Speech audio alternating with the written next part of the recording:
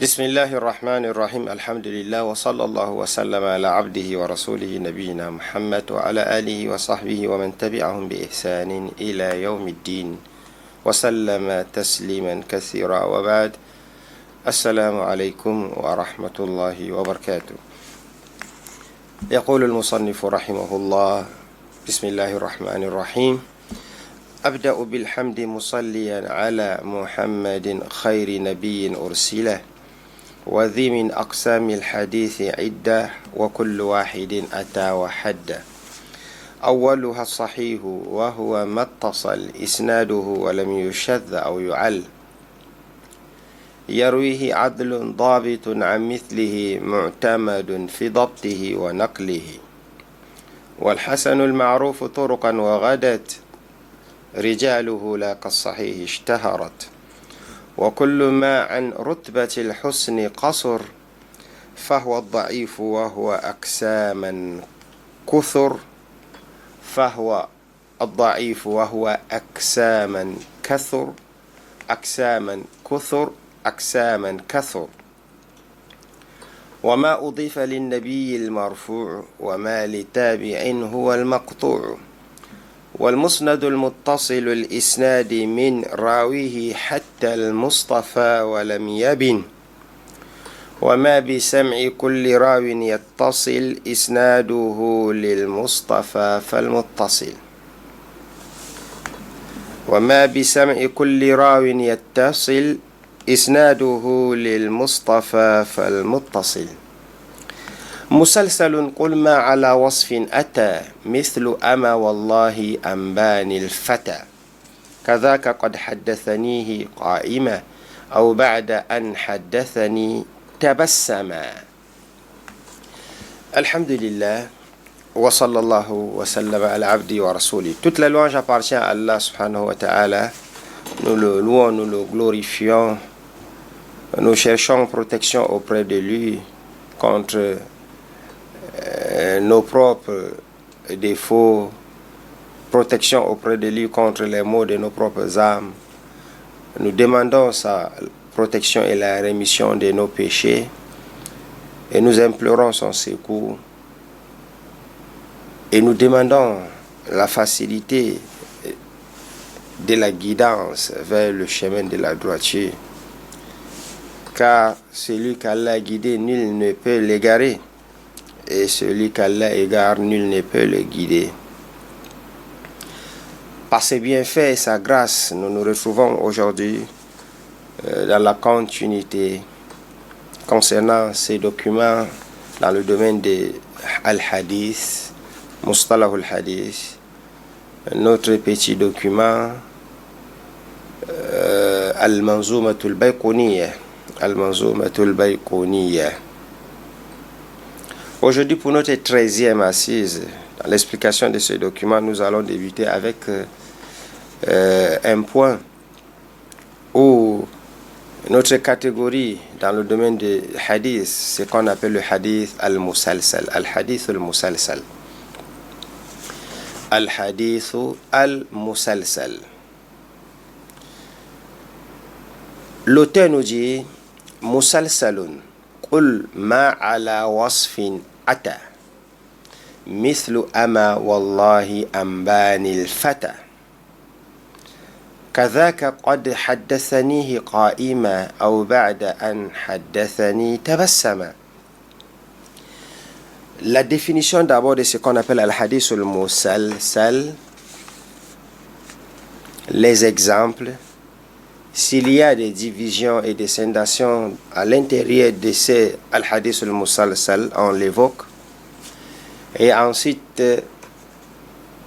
quelle est l'importance même et le rôle du hadith al-musalsal vis-à-vis de l'apprenant, celui qui cherche à connaître le hadith al-musalsal, c'est dans quel but? Qu'est-ce que ça l'ajoute là comme connaissance et profite? Et ensuite, à la fin de l'assise, nous allons aussi aborder ce qu'on appelle Hukmul Hadith al-Musalsal. Hukmul Hadith al-Musalsal. La sentence juridique autour de ces hadiths al-Musalsal. Il est acceptable ou il est rejetable. Al-hadith al-musalsal, comme l'auteur a dit, ma ala wasfin ata. C'est donc pourquoi ils disent al-hadith al-musalsal, le mot tasalsul, littérairement parlant, on parle de... C'est quelque chose qui est lié à l'autre, qui est continuel, ce qu'on appelle isal shay bishay. Wa minhu silsilatul hadith. Silsilatul hadith, la chaîne de transmission, silsila. D'où vient le mot musalsal? C'est parce que on a lié une autre chose à l'autre. C'est devenu ensemble. Et c'est pourquoi on retrouve ces mots al-musalsal.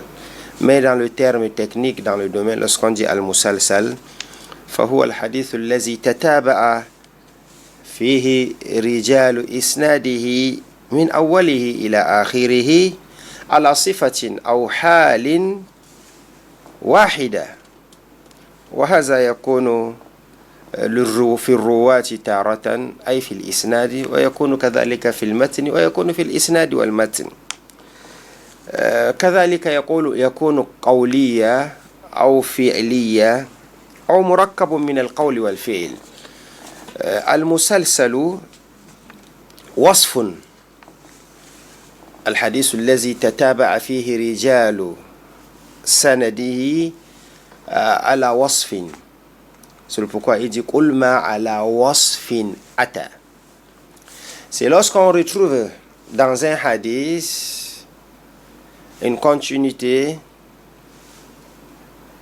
dans un caractère bien précis concernant le hadith, dans une manière de faire ou dans une manière de parler, et cela se répète dans toute la chaîne de transmission.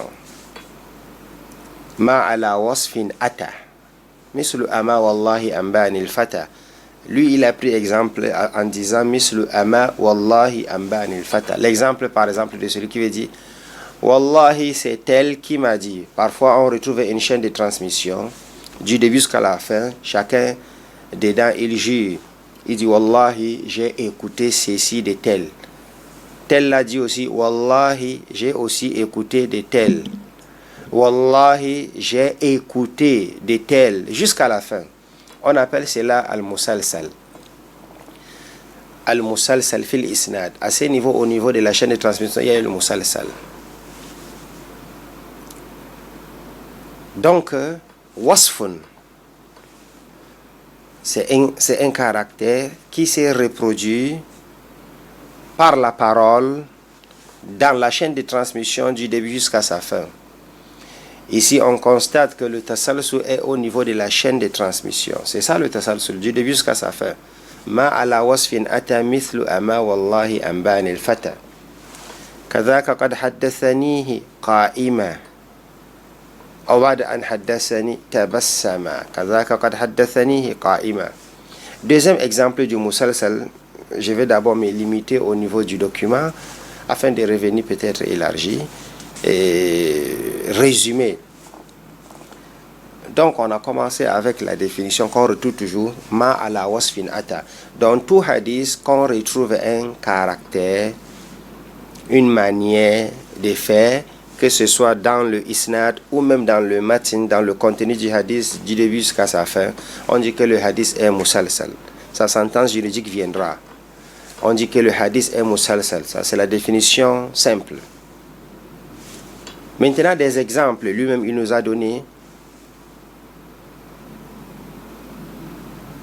Mithlu ama wallahi ambani al-fata. L'exemple de celui qui dit wallahi, c'est elle qui m'a informé. Lui aussi dit wallahi, c'est elle qui m'a informé. Wallahi, c'est elle qui m'a informé du début jusqu'à sa fin. Un autre exemple, il dit kadhaka qad haddathanihi qa'ima. Ou bien, lorsque le premier dans la chaîne de transmission, dans le isnad jusqu'à sa fin, lorsque le moment où il va transmettre ces messages et que lui aussi il a entendu quelque part, il se place debout. Il dit mon enseignant m'a dit, ou bien j'ai entendu tel, et quand il me disait le hadith, il s'est placé debout. Lui aussi il se place debout. Son élève à son tour dit que j'ai aussi écouté tel m'informer et il se plaça debout. J'ai écouté tel de mes propres oreilles, m'informer alors qu'il se plaça debout. Par exemple, si je suis dans cette salle sous le jour que l'un des élèves vient pour prendre ses hadiths chez moi, je me lève d'abord avant de lui donner le hadith. Et quand je me lève, je dis, j'ai aussi écouté mon enseignant en me donnant ses hadiths et il s'est levé. Ici, le tasalsul n'est pas la parole. La parole, le premier exemple, c'était la parole dans le isnad. Wallahi, tel m'a dit.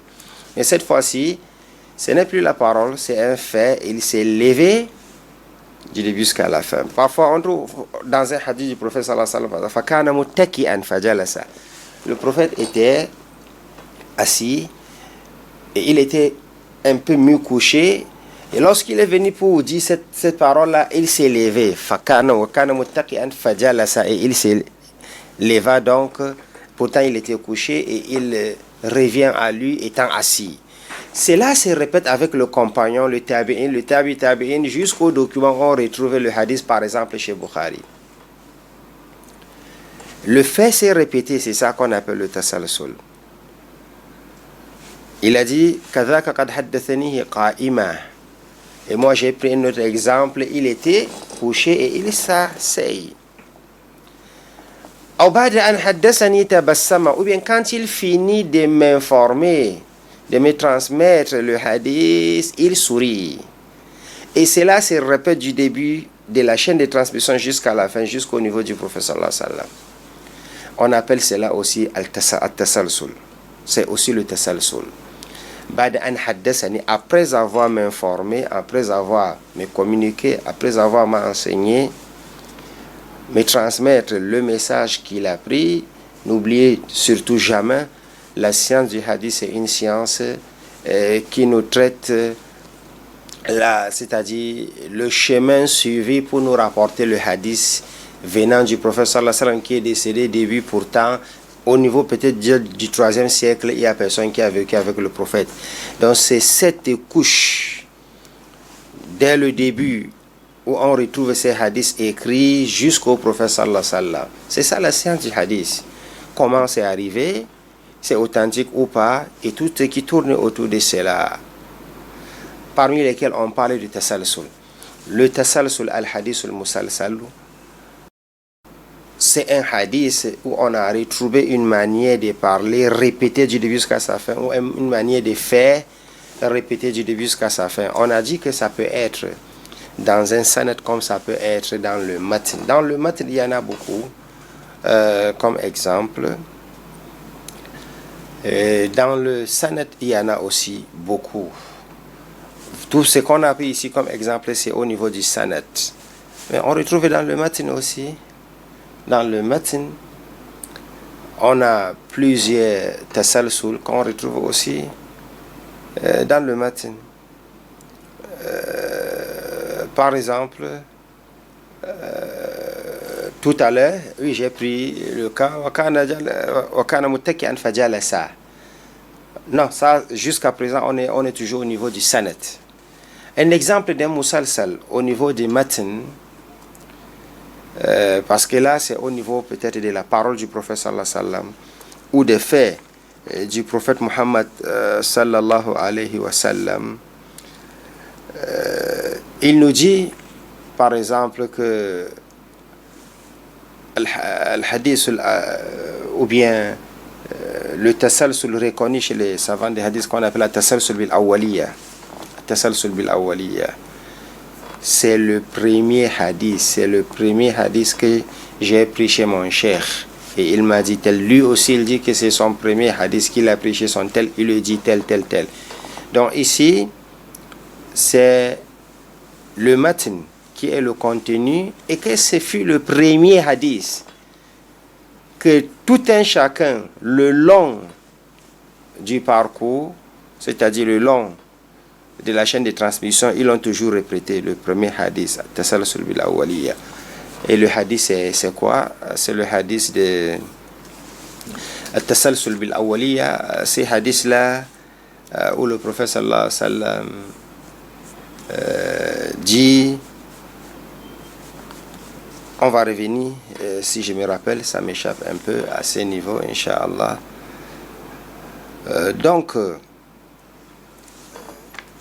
مسلسل كل ما على وصف أتى مثل أما والله أنباني الفتى كذاك قد حدثنيه قائما أو بعد أن حدثني tabassuma. On a donc les différentes catégories dans le musalsal. Il y a ce qu'on appelle musalsalun fil wasfi, dans le musalsal qui se retrouve au niveau du caractère du narrateur. À l'exemple des hadiths الذي اتفق رواته في وصف من الأوصاف قوليا كان فقط أو فعليا فقط أو هما معا. Et on a pris des exemples. Il a juré par exemple en disant tel, ou bien il était debout, il était assis, il était couché, il s'est relevé. Il y a ce qu'on appelle aussi musalsalun fi wasfi tahammul wal ada. Musalsalun, parfois on trouve une chaîne de transmission du début jusqu'à sa fin, on a utilisé un même terme. Tous les ruwat fi tahammul, c'est-à-dire le moment où ils prenaient ces hadiths, tous ont dit haddathana, haddathana, haddathana, haddathana jusqu'à la fin. Rien que le fait de dire qala haddathana, qala haddathana, qala haddathana jusqu'à sa fin, on dit que il est musalsal fi wasfi tahammuli wal ada. Il y a aussi une autre catégorie de musalsal dans ces mêmes cadres où on retrouve le narrateur qui lit cela à un temps, comme le hadith de Ibn Abbas qui dit shahidtu ma'a rasulillahi sallallahu alayhi wa sallam yawma idin. On appelle ça hadith al-musalsal bi zaman al-riwaya fi yawma idin. Ibn Abbas dit j'ai entendu le prophète sallallahu alayhi wa sallam dire le jour de la fête. Tous ceux qui ont rapporté après Ibn Abbas ont insisté aussi sur le fait de dire j'ai entendu tel le jour de la fête.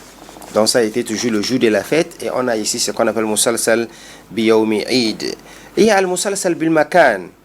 Musalsalun bil makan, le premier c'est zaman, le temps. Ici c'est le lieu même. Ijabatu du'a inda al-multazim, où on rapporte le hadith et qu'il y a un endroit où le prophète sallallahu alayhi wa sallam a dit si quelqu'un au niveau de la Kaaba, inda al-multazim, si quelqu'un demande à Allah subhanahu wa ta'ala, Allah va exaucer ses vœux. Et tous les narrateurs ont répété le même lieu, c'est-à-dire il m'a enseigné ces doigts-là dans cet endroit-là, dans cet endroit-là. Tous ont répété que le doigt a été enseigné, ils l'ont écouté et allaient tout de les transmettre aussi dans le même endroit où le prophète a parlé du bienfait, du bien fondé de cet endroit. Musalsalun bit tarikh, il y a le tasalsul qui est lié aussi à la date, bien sûr, comme celui qui dit c'est le dernier. C'est le dernier des hadiths que j'ai écouté chez tel.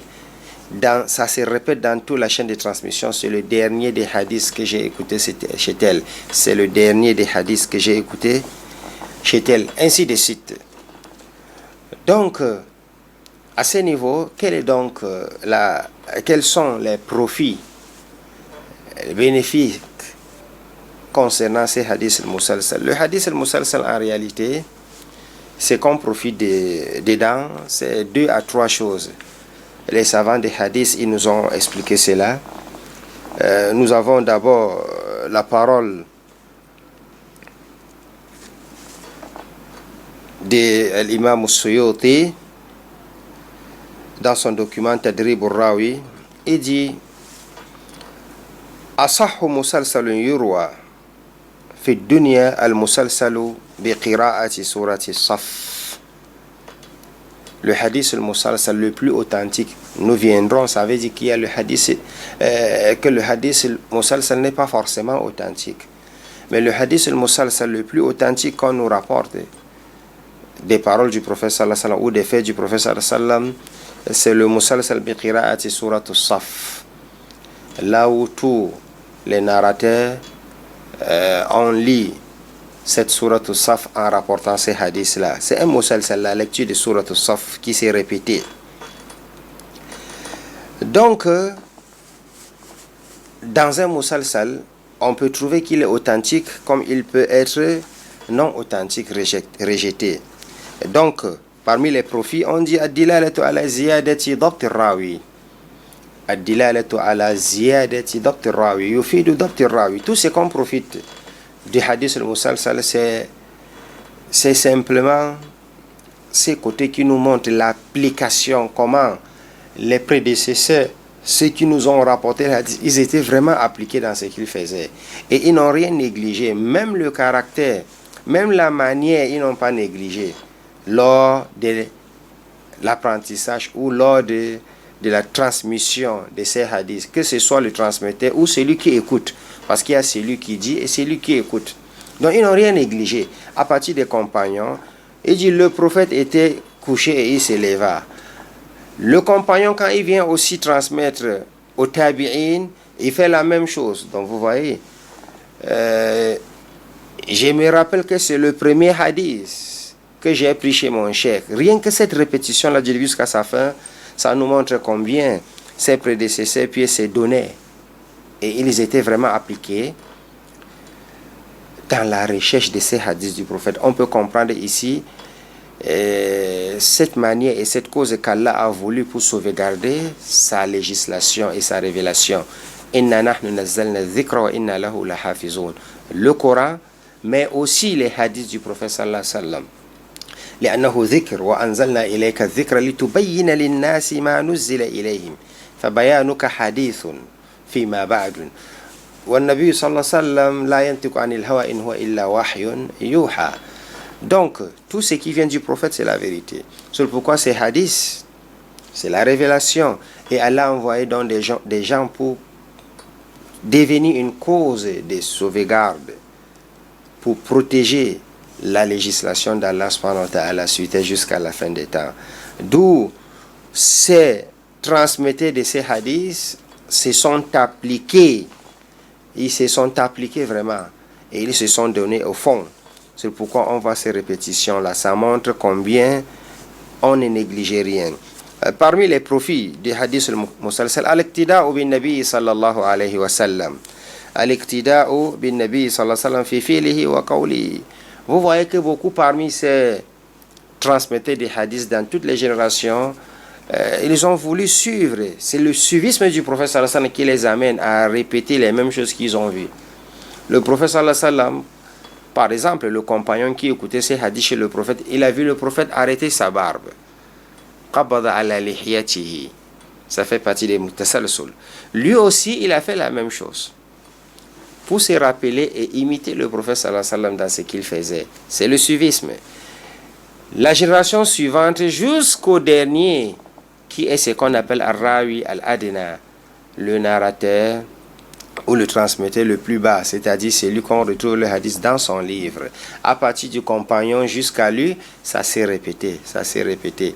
Donc là, nous voyons catégoriquement ce suivisme du prophète sallallahu alayhi wa sallam. Parmi les profits aussi du hadith al-musalsal, comme l'a dit Ibn Daqiq al-Aidi, il dit ومن فضيلة التسلسل الاقتداء بالنبي صلى الله عليه وسلم فعلا واشتماله على مزيد الضبط من الرواة كما قاله ابن الصلاة ولكن قل ما يسلم سنده من الضعف. Donc on a trois choses ici. On a ou bien deux choses citées.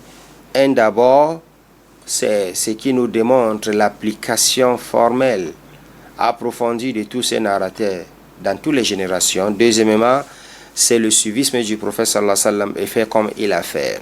Donc, le hadith al-musalsal, sa sentence juridique, donc c'est quoi? Il peut être daïf, il peut être hassan, il peut être sahih. Donc, rien que ces caractères-là ne nous permettent pas de confirmer que le hadith est authentique ou pas. Même si ça nous renforce le dabt, mais pourtant on a besoin de fouiller et de chercher et d'étudier le hadith pour confirmer son authenticité. Et c'est pourquoi la plus grande partie des hadiths musalsal ne sont pas authentiques. Plutôt, il y a peu parmi les hadiths musalsal qui sont authentiques. Donc, parce que c'est le contenu, ces caractères, ces wasf-là n'est pas très important. Le fait qu'il a raconter le hadith et après il a souri, ou le fait qu'il a tenu par sa barbe jusqu'à sa fin. C'est pas ça qui est important. C'est pas ça qui est important. Et il y a plus d'une centaine des hadiths al-musalsal que les savants ont regroupés, écrits dans plusieurs documents qu'on retrouve. Donc, le hadith al-musalsal, rien que le fait qu'il soit musalsal ne nous confirme pas son authenticité. C'est pourquoi vous voyez comment sur YouTube il dit qalla, qalla, c'est très peu. Qalla ma yaslam sanaduhu min ad-da'f ou min da'fin. Dans la plus grande partie de ces sanad, on trouve que c'est faible, c'est pas authentique, c'est à rejeter. Mais on trouve quelques hadiths. Pourquoi ils ont dit le plus proche de l'authenticité, c'est le hadith al-musalsal bi qira'ati surati as-saf. Musalsalun qul ma ala wasfin ata مثل أما والله أنباني الفتى كذاك قد حدثنيه قائما أو بعد أن حدثني تبسما. Voici donc dans Baykounia, il nous dit que le musalsal, c'est lorsqu'on a un wasf, un caractère qui est répété tataba'a, qui est répété au niveau des narrateurs, que ce soit des paroles ou des faits, répété comme on a pris plusieurs exemples. Ça se retrouve aussi dans le sanad, comme ça se retrouve dans le matn. Donc dans le sanad par exemple, on a pris l'exemple de kana muttaki'an fajalasa. Kana muttaki'an fajalasa, parce qu'on a fini avec la chaîne. La chaîne de transmission, c'est lorsqu'on dit haddathana tel et il était debout, haddathana tel et il était debout. Mais maintenant on dit le prophète sallallahu alayhi wa sallam nous a dit et pendant qu'il était, il s'est relevé. Ça c'est déjà dans le matin. C'est déjà dans le matin. Ou bien le fait qu'il a attrapé par sa barbe, c'est déjà dans le matin.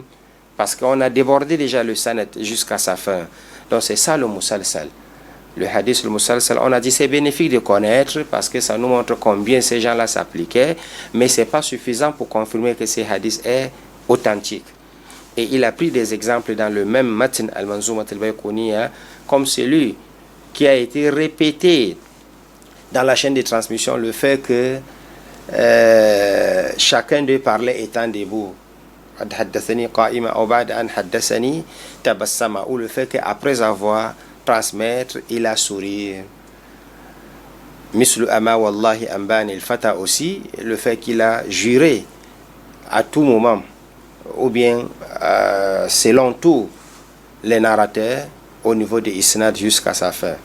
Donc en bref, ça c'est ce qu'on appelle al-hadith al-musalsal, puisque nous avons un document bien sûr petit, et c'est juste des résumés, c'est juste l'entrée en matière pour faire connaître ce qu'on appelle al-hadith al-musalsal. Pour plus de détails, c'est lorsqu'on abordera des documents plus robustes que cela. Wassalamu alaikum wa rahmatullahi wa barakatuhu.